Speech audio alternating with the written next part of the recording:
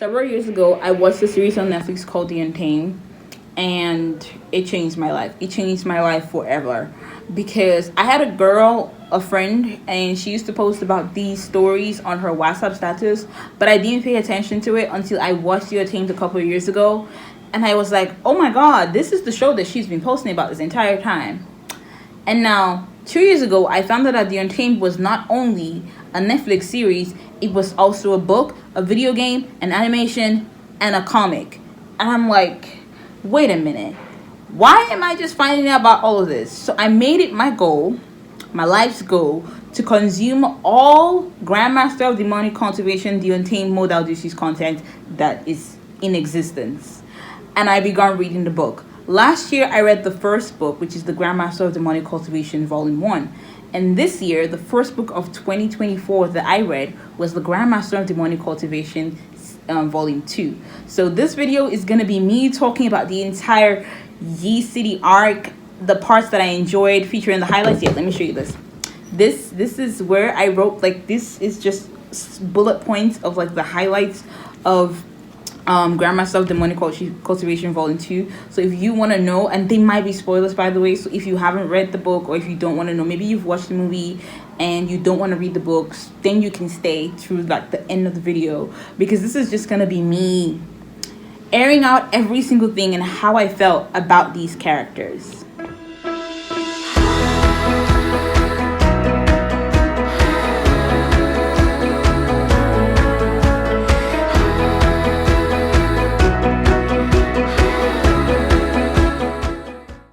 Okay, let's get started. So first of all, can we acknowledge the supremacy of the Yi City arc? I haven't actually read the other volumes of the book, but, like, this by far is really interesting.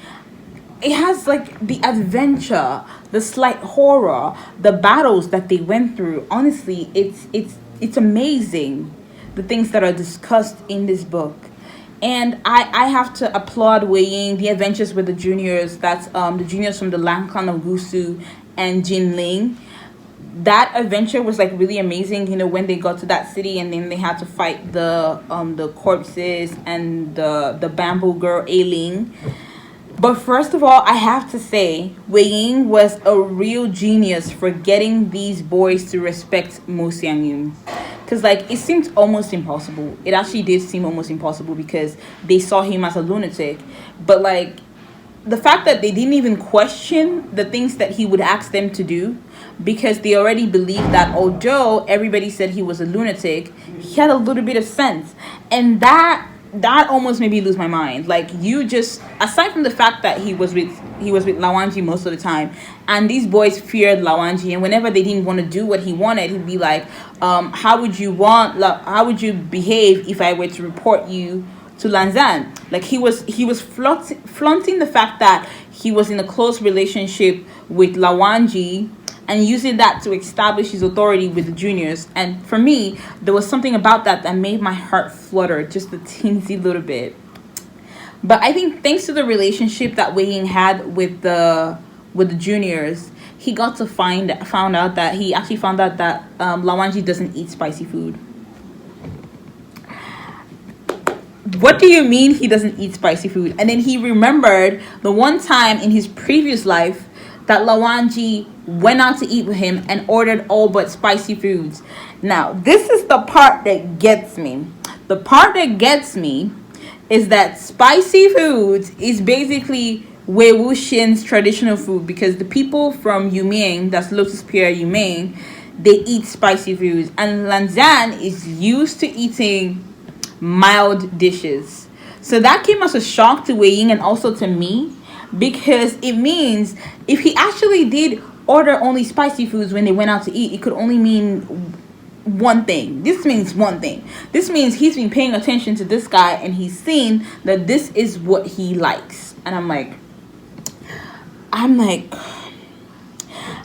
the entire time Wei Ying was alive in his previous life, Lanzan made it look like Wei Ying was a nuisance to him and was so annoying, but, like, you were actually paying attention to the things that he liked, to the extent of knowing that he loves spicy foods.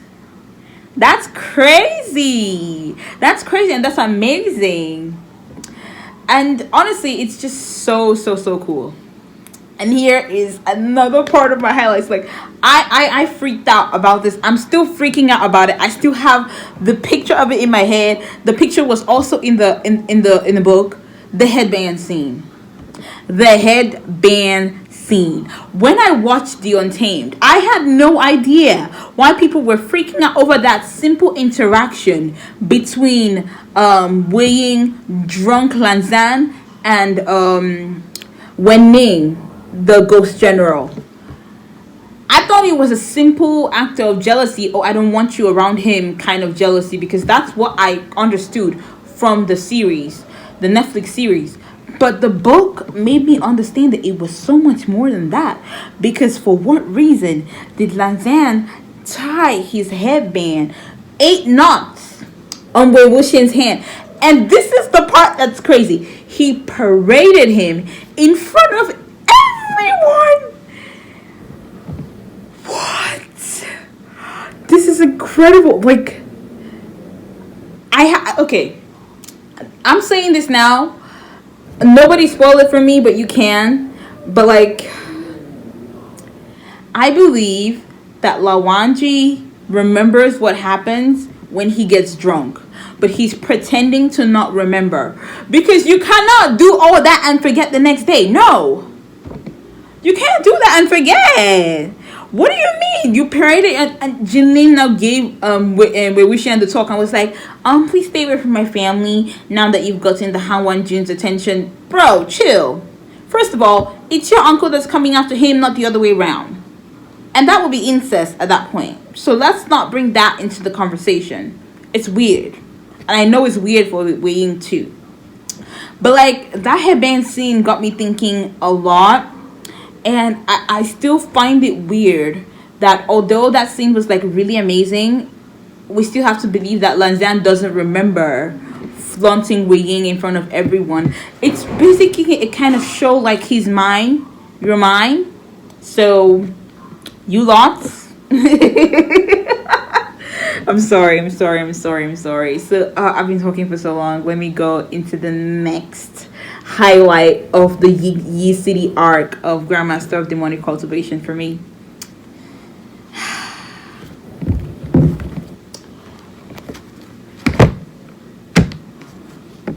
This particular one kept me up at night.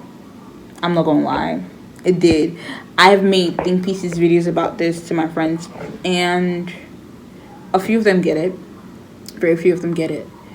But this is so, it's so devastating. I am broken every single time I think of the possibilities of everything that happened.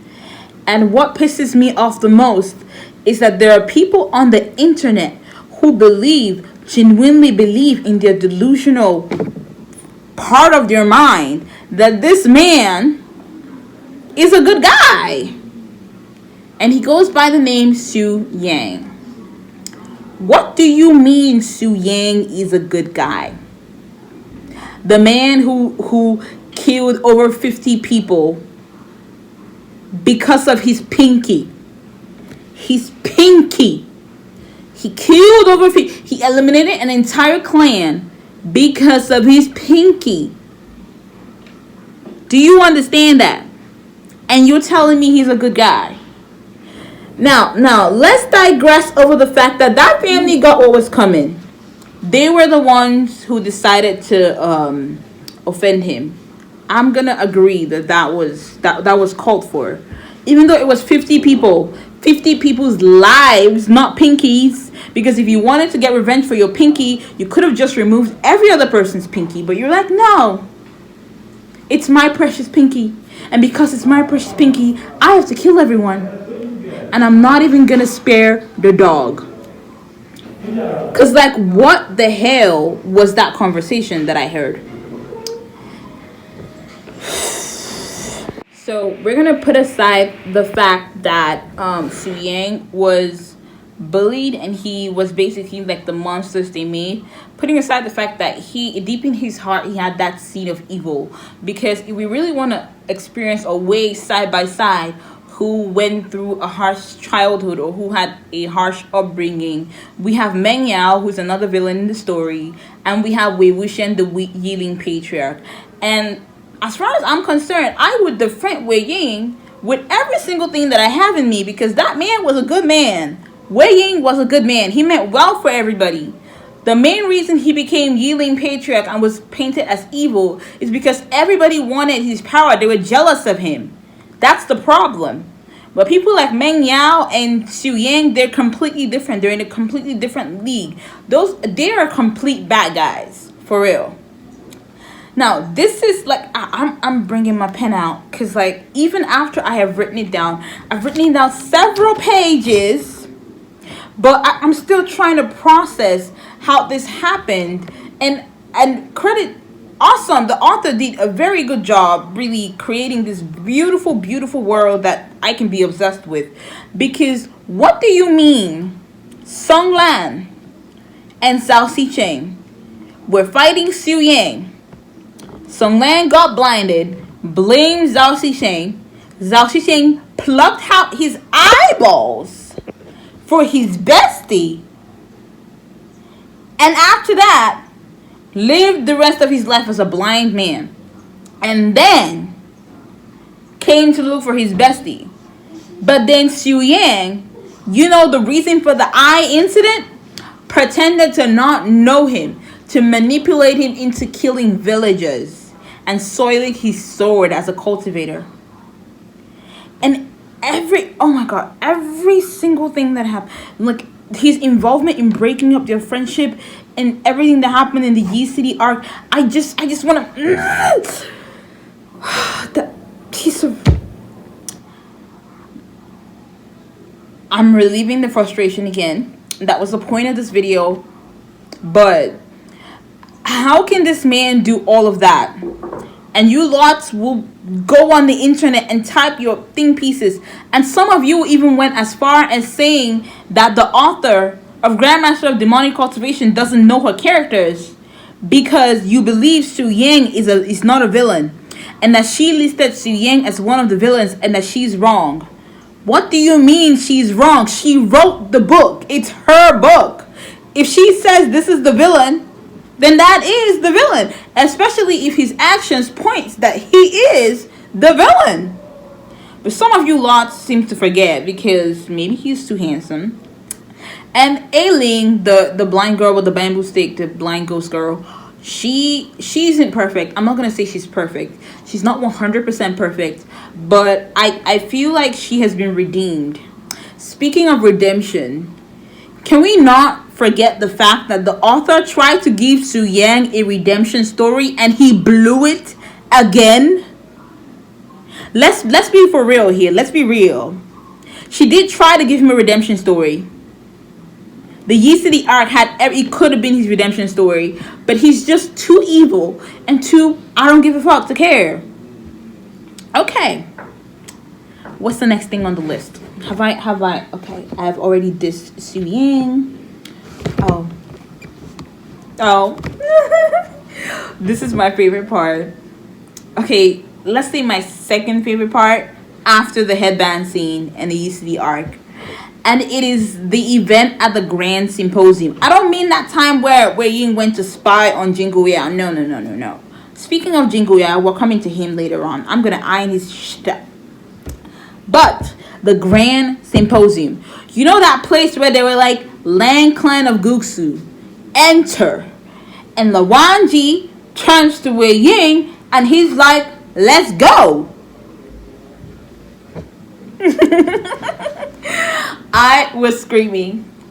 I read this book while I was at my parents' house for the holidays. Like I didn't come back until recently, as you can see in my previous video before this one.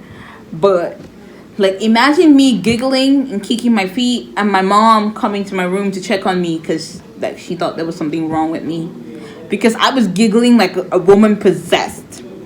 Because what do you mean let's go? Let's go as in he's now part of your clan. Like I love how Wanji regretted everything that happened, and I think that kind of became clear to me when I watched The Untamed, and it became even clearer when I started reading the book. You know what? Any single time you find a movie and there's a book, read the book. Please read the book.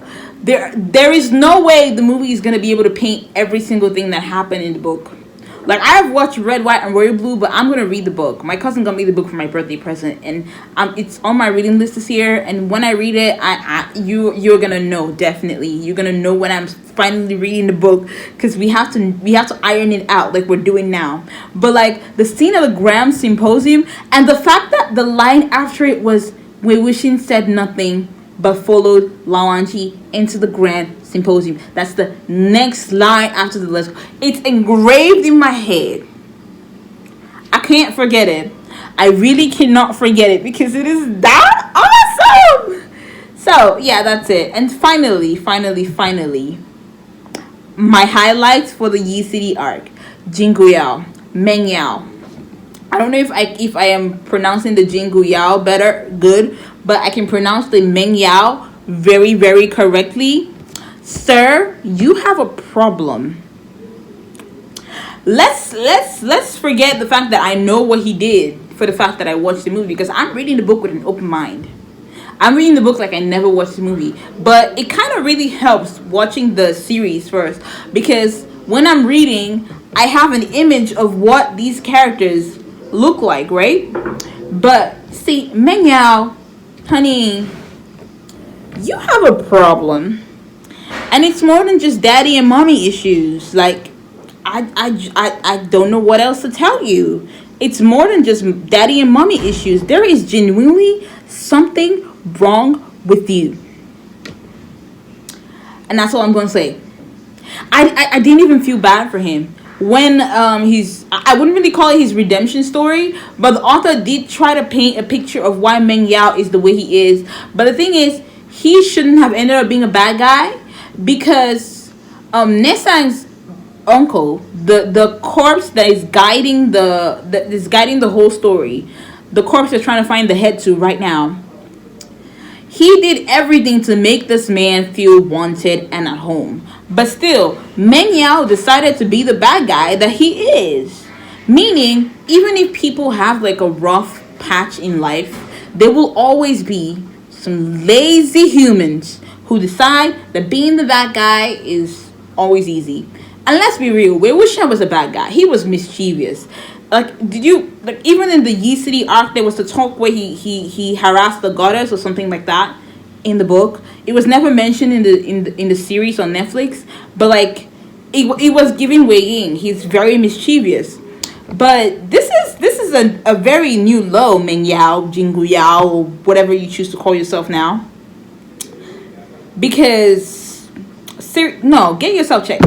I know there's no therapy in this universe, but if there's anybody who needs therapy, it's Xu Yang and Meng Yao. But the problem is, they're probably gonna kill their 10 out of 100%, or should I say 99.9%, they will kill their therapist after torturing them. And that's what we're gonna call a wrap. I have aired my I've aired my opinions out on the Yi City arc of the Grandmaster of the Minor Cultivation, Modao Jushi. I really hope I'm pronouncing that right. I really hope. I'm gonna see you guys next time. It's probably gonna be a writing vlog, because I've been reading a lot since the new year started, and I want to get back into writing like a lot too, because somehow I'm trying to balance everything. Let me drop the lip gloss. I'm trying to balance everything. If I read a lot, I want to write a lot too. But there are a couple of K-dramas that I have to catch up with. I've been waiting for Welcome to Salam Dari to finish, and I'm gonna start my D-Money because I'm tired of waiting for it to end, and people are posting a lot of spoilers, and I don't want that. I have to know what's going on before it finishes. So yeah, I'm gonna see you guys next time. Thanks for coming to my TikTok on my rant. And when I do start the volume 3, I will let you know. If you have any fantasy book, any kind of book, historical fiction, whatever, that would give me the vibe as Grandmaster of Demonic Cultivation, please recommend some of it in the comments, and I will see you next time. Bye bye. Kisses.